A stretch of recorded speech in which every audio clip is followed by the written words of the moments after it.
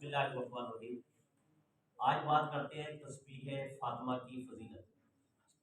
حضرت نبی کریم صلی اللہ علیہ وآلہ وسلم کے پاس کچھ غلام آئے تو اللہ کے نبی صلی اللہ علیہ وآلہ وسلم نے تقسیم کرنا شروع کر دیا، لوگوں کو دینا شروع کر دیا۔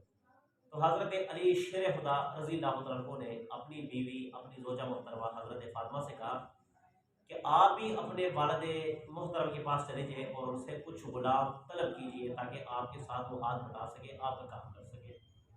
تو حضرت فاطمہ گئی اور کہا یا رسول اللہ صلی اللہ علیہ وآلہ وسلم، میرے ہاتھوں میں چھالے پڑ گئے، چکی پیستے پیستے اور اسی طرح پانی پڑتے گھر کا کام کرتے ہوئے، مجھے بھی کچھ غلام عطا کر دیجیے۔ نبی پاک صلی اللہ علیہ وآلہ وسلم نے فرمایا کہ اے میری پیاری بیٹی، وہ تو میں نے تقسیم کر دی ہے، مگر تجھے کیوں نہ ایک ایسا وظیفہ بتلاؤں، کیوں نہ ایسا وظیفہ بتلاؤں جو تیرا اس دنیا میں بھی اور آخرت میں دونوں میں کام آئے گا۔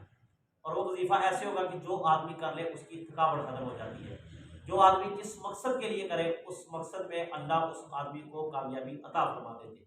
تو بیٹی کہنے لگی یا رسول اللہ، غلاموں سے بہتر یہ وظیفہ ہے، آپ مجھے بتلا دیجیے۔ اللہ کے نبی نے فرمایا کہ ہر نماز کے بعد سبحان اللہ 33 مرتبہ، الحمدللہ 33 مرتبہ اور اللہ اکبر 34 مرتبہ جو یہ پڑھے گا، اللہ اس کی تھکاوٹ بھی دور کر دے گا، اس کی جسمانی تھکاوٹ بھی دور کر دے گا، اللہ اس کو قوت اور طاقت عطا فرمائے گا جو یہ کرے گا۔ اپنی بیٹی کو دیا۔ اور پھر اس تسبیح فاطمہ کے بارے میں خاص فضیلت یہ ہے کہ جو آدمی رات کو سوتے وقت 33 مرتبہ سبحان اللہ، 33 مرتبہ الحمدللہ اور 34 مرتبہ اللہ اکبر پڑھے گا، اس کے بارے میں لکھا ہوا ہے کہ اس آدمی کی پوری رات فرشتے عبادت کرتے ہیں، پوری رات۔